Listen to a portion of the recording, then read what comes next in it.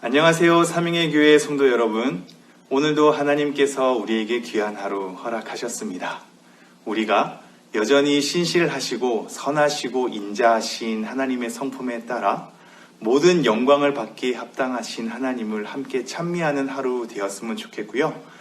특별히 오늘 말씀을 통하여서 하나님을 다시 바라봄으로 하나님의 뜻을 우리 마음에 잠잠히 새길 수 있는 시간 되었으면 좋겠습니다. 오늘도 매일 성경 본문에 따라 우리가 함께 살펴볼 하나님의 말씀은 마가복음 8장 27절부터 9장 1절까지 말씀입니다. 마가복음 8장 27절부터 9장 1절까지의 말씀입니다. 성경책을 가지고 계신 분들은 잠시 영상을 멈추고 본문을 충분히 묵상한 뒤에 영상을 통하여서 말씀을 묵상해도 될 것 같고요. 그렇지 못하시는 분들은 제가 말씀을 잘 간추려서 설명할 터이니 그 내용을 통하여 하나님의 말씀 잘 곱씹어 보았으면 좋겠습니다.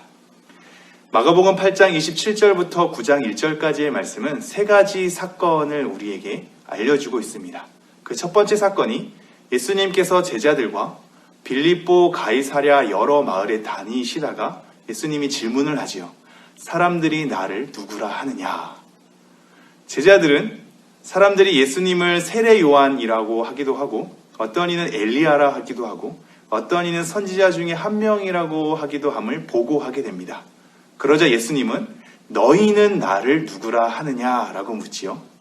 그때 베드로는 주님은 그리스도이십니다 라는 고백을 하게 됩니다. 이것이 오늘 볼 첫 번째 사건이고요.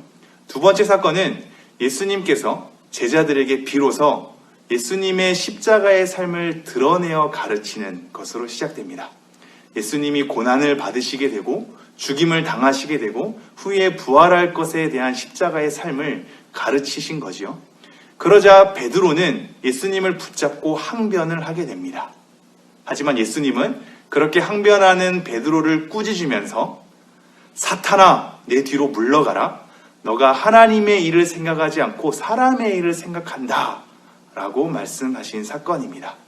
세 번째 사건은 무리들과 제자들을 불러 모으시고 제자도의 삶을 가르치신 사건입니다. 누구든지 나를 따라오려거든 자기를 부인하고 자기 십자가를 지고 나를 따를 것이다 라는 가르침을 주지요. 그리고 연이어서 누구든지 자기 목숨을 구원하고자 한 사람은 잃을 것이고 누구든지 나와 내 복음을 위하여 자기 목숨을 잃으면 구원을 받을 것이다 라는 가르침을 주십니다. 그리고 또한 이 음란하고 죄 많은 세대에서 나와 내 말을 부끄러워하면 나중에 예수님이 오실 때, 재림하실 때 그 사람을 부끄러워할 것이다 라는 가르침을 줍니다.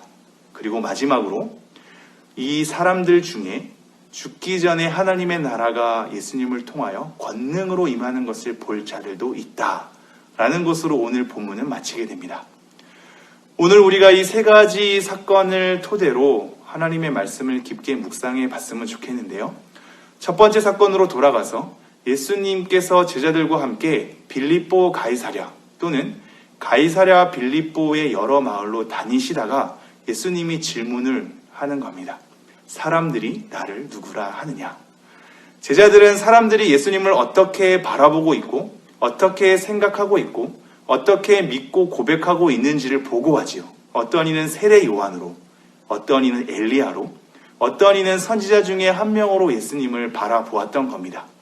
그러자 예수님은 좀 더 강력하게 제자들에게 질문을 하지요. 너희는 나를 누구라 하느냐? 여기서는 너희라는 단어가 강조되어 있습니다. 너희는 나를 누구라 하느냐? 다른 사람들에 대한 수많은 인식, 그들의 고백, 그들의 견해, 그들의 주장 말고 너희는 나를 누구라 하느냐라고 묻는 거죠. 오늘 이 질문은 우리에게 질문해 봐야 하겠습니다. 여러분은 예수님을 누구라고 여기십니까? 여러분은 예수님을 누구로 믿고 고백하십니까? 어떠한 분으로 받아들이고 계시는지요? 오늘날에는 수많은 견해가 존재합니다. 수많은 주장이 난무하고 여러 사건을 자기 상황에 따라 해석하고 받아들이는 시대입니다. 수많은 주장 아래 우리를 숨기기도 하는 시대이죠. 그렇게 우리의 의견을 드러내지 않고 숨기는 것은 우리가 그만큼 주장함을 통하여서 책임지는 것이 덜어지기 때문입니다. 자기를 숨기는 것이 편안하기도 하고 남들을 앞세워서 그 속에서 자기를 가리고 자기의 의견을 나타내지 않고 옆에 편승되어 가는 것이 책임 회피하는 데 굉장히 탁월한 위치이기도 하지요. 그래서 우리는 수많은 사람들의 의견에 파묻힌 채 우리를 숨겨놓고 삶을 살기도 합니다. 이때 예수님께서는 우리를 드러내어서 질문하는 거죠. 너희는 나를 누구라 하느냐? 여러분은 예수님을 누구로 섬기며 나아가십니까? 이것은 또한 여러분의 자녀에게도 필요한 질문입니다. 자녀들에게 너희는 예수님을 누구라 하느냐? 라는 피할 수 없는 질문을 다시 한번 마주하게끔 하는 내용이기도 합니다. 하나님을 누구라고 생각하는지, 예수님을 누구라고 생각하는지 우리는 하나님과 독대해서 우리의 믿음을 고백해야 될 때가 다가올 것입니다. 다른 사람들의 의견은 중요하지 않고 너희가 나를 어떻게 받아들이며 어떻게 믿음으로 고백하고 있는지를 예수님께서 물으실 겁니다. 우리에게, 우리 자녀에게 그렇게 한 사람 한 사람을 하나님께서 어떻게 본인을 생각하시는지 질문하며 다가갈 것입니다. 우리는 그 질문에 대한 답변을 해야겠죠. 우리의 고백으로, 우리의 믿음에 대한 견해로 우리가 우리의 믿음을 갖고 하나님과 예수님과 성령님이 어떠한 분이며 어떤 일을 하시는지에 대해서 고백해야 할 것입니다. 그러나 여기서 한 단계 더 우리가 생각해야 보아야 할 것이, 여기서 말하는 것은 다른 사람들 의견 필요 없고 너의 주장은 무엇이냐라고 얘기하는 것은 아닙니다. 즉 자기 주관적인 주장을 촉구하는 것은 아닙니다. 다른 사람은 이렇게 생각하고 저렇게 생각할 수도 있으나 너 생각은 무엇이니? 라면서 우리의 주관적인 생각을 묻고 너네 주관적인 생각대로 가라 라고 요청하는 본문은 아닙니다. 만약 그렇게 된다면 우리는 서로에 대한 의견의 존중 없이 그냥 자기 식대로의 믿음, 자기 식대로의 견해, 자기 식대로의 해석을 주장한 채 독단적인 신앙에 갇히고 말 것입니다. 오늘 본문에서는 그러한 것을 가르치는 것이 아니죠. 예수님께서 누구이신지를 베드로가 대답하는 것을 보면 주는 그리스도이십니다 라고 고백을 합니다. 이것이 정답이지요. 말씀에서 가르치는 예수님에 대한 정체성입니다. 세례 요한이라고 하는 그들의 견해, 선지자 중에 한 명이라고 하는 그들의 견해, 엘리야라고 하는 그들의 견해는 말씀과 부합한 것이 아니지요. 진정으로 우리가 고백해야 될 것은 예수님은 그리스도이십니다 라는 고백입니다. 그렇기 때문에 마태복음에서는 베드로가 알게 한 것은 하나님이 알게 하셨다라는 얘기를 더 첨언하지요. 그렇습니다. 우리는 말씀에 따라서 우리의 믿음의 고백을 해야 됩니다. 그리고 그러한 질문으로 우리에게 이 본문은 요구하고 있습니다. 말씀에서 이렇게 얘기하고 있는데 너희는 이 말씀을 너희 믿음으로 고백하고 있느냐라고 질문하는 거죠. 여러분은 예수님을 어떻게 고백하십니까? 예수님께서 어떠한 분인지를 말씀에서 기록된 대로 여러분이 받아들이면서 고백하고 있는지요? 오늘 우리는 계속 돌아봐야 하겠습니다. 말씀을 따라 우리에게 나타나신 예수님, 말씀을 따라 우리에게 일러주신 하나님을 우리는 말씀대로 우리 스스로가 받아들이며 고백하고 있는가? 이걸 우리가 돌이켜보면서 우리 자녀들에게도 이렇게 하나님과 독대할 수 있는 기회를 자주 주면서 확인해야겠습니다. 두 번째 본문을 보면 예수님께서 비로소 제자들에게 십자가의 삶을 나타내시거든요. 십자가를 통해서 고난받고 죽임을 당하시고 후에 부활할 것에 대해서 드러내어 가르칩니다. 그러니까 베드로가 예수님을 붙들고 항변하거든요. 이 항변하는 것은 책망하고 꾸짖는 것에 대한 의미입니다. 예수님 그러시면 안 되지요. 절대 그럴 수 없습니다. 라고 예수님을 말리면서 그 길을 가지 못하도록 예수님을 오히려 책망하는 베드로의 모습입니다. 그러니까 예수님께서 뭐라고 말씀하시냐면 사탄아 내 뒤로 물러나라. 너가 하나님의 일을 생각하지 아니하고 사람의 일을 생각한다 라며 베드로를 꾸짖는 것을 보게 됩니다. 베드로는 하나님의 일을 생각하지 않고 사람의 일을 생각하면서 예수님의 길을 막아섰던 것입니다. 우리 또한 이 말씀을 잘 묵상해야겠습니다. 하나님의 말씀에 대한 이해 없이 충분한 하나님의 뜻에 대한 고찰 없이 우리의 열심대로 우리의 길을 모색하다가 하나님의 일을 생각한 것이 아니라 사람의 일을 생각하는 꼴을 우리 또한 자주 당하게 될 것입니다. 하나님의 일을 생각하다라고 할 때 이 생각은 우리의 마음에 무엇을 두는 것을 얘기하는 거거든요. 즉 하나님의 일을 우리 마음에 두어야 하는 거죠. 사람의 일을 우리 마음에 두지 않고 하나님의 일을 우리 마음에 둬야 하는 것입니다. 그렇다면 하나님의 일을 마음에 두고 사람의 일을 마음에 두지 않는 것을 우리가 어떻게 해야 할까요? 이것은 여러 가지 구체적으로 다 확인해야겠지만 커다란 맥락 속에서 우리를 살펴볼 것이 우리의 바람이 하나님의 말씀보다 커지면 우리의 욕망이 하나님의 말씀보다 커져서 뒤덮어 버리면 우리의 판단이 하나님의 말씀보다 더 커져 버리면 우리는 어느덧 하나님의 일을 마음에 두는 것이 아니라 사람의 일을 마음에 두는 존재가 될 것입니다. 그러므로 항상 말씀으로 점검해야 하겠죠. 너희는 나를 누구라 하느냐라는 질문 가운데 나는 말씀으로 믿고 고백하는 신앙인가를 돌이켜보는 것처럼 우리가 지금 생각하고 행동하고 추구하는 삶들이 나의 욕망과 나의 판단과 나의 바람 속에 이루어지는 것은 아닌가? 이것이 말씀을 가리거나 삼키우는 것은 아닌가? 어느덧 말씀보다 더 커져버린 것은 아닌가? 그래서 하나님의 일을 생각하지 않고 사람의 일을 생각하는 삶이 아닌가를 항상 돌이켜봐야 하겠습니다. 세 번째 사건으로 가면 무리와 제자들을 불러 모으셔서 누구든지 나를 따라오려거든 자기를 부인하고 자기 십자가를 지고 나를 따를 것임을 이 제자도의 삶을 설명하거든요. 예수님을 먼저 따라가야 하는 것이 제자도라는 것을 우리는 명심해야 하겠습니다. 자기 식대로의 방식으로 자기 삶을 개척하는 것이 아니라 예수님을 따르는 것이 제자의 참된 도리입니다. 그래서 예수님은 말씀하시죠. 나를 따라오려거든 이랍니다. 나를 따라오려거든. 예수님을 쫓는 삶이 예수님의 길을 따라가는 삶이 우리가 추구해야 할 삶이며 그렇게 예수님을 따라가는 삶을 위해선 두 가지가 필요하다고 말씀합니다. 첫 번째는 자기를 부인해야 한다. 두 번째는 자기 십자가를 져야 한다라는 겁니다. 자기를 부인한다는 것을 우리는 어떻게 받아들여야 할까요? 기독교 신앙은 우리 존재 자체에 대해서 거부하는 신앙은 아닙니다.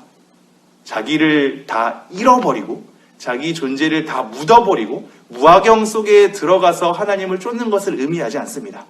여기서 말하는 자기를 부인하고는 자기에 대한 존재를 먼저 세워놓고 자기에 대한 존재를 기반으로 말씀을 이것저것 가려내는 삶을 먼저 경고하는 겁니다. 즉 나는 이런 사람이야 라는 자기 정체성에 대한 확립 속에서 말씀 이것저것을 자기와 맞게 또 자기 스타일에 맞게 나는 이런 사람이니까 이런 말씀으로 라는 것으로 가려내는 것에 대해서 경고하는 거죠. 우리의 존재는 말씀의 기반 위에 세워져야 합니다. 하나님과 예수님과 성령님과 그리고 그 말씀의 기반 위에 나라는 존재를 만들어 가야 하는 것입니다. 그렇지 않고 나라는 존재를 먼저 만들고 말씀을 껴 맞추다가는 자기를 부인해야 하는 삶에 직면하게 되는 것이죠. 예수님을 따른다라는 것은 예수님 그리고 그 말씀을 기반으로 해서 나를 세워가는 겁니다. 나의 삶을 열어가는 거며 나의 존재를 확립시켜 가는 겁니다. 나라는 존재는 말씀을 통해서 만들어져야 합니다. 나는 이런 사람이야 라는 것으로 말씀을 축소시키거나 확대시키는 것이 아니라 즉 가감하는 것이 아니라 말씀을 토대로 나라는 사람을 깎아내고 만들어가야 하는 것입니다.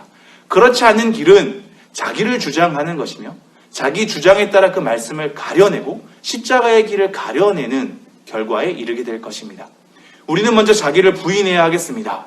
하나님의 말씀을 기반으로 세워진 자기가 아닌 것은 깎아내야 하겠습니다. 하나님의 가르침으로 세워지지 않는 자기는 부인, 거절, 배반해야 하겠습니다. 여기서 자기를 부인한다는 것은 거절하고 배반하고 저버리는 것을 얘기하거든요. 말씀에 따라 확립되지 않은 자기는 거절하고 배반하고 저버려야 하는 거죠.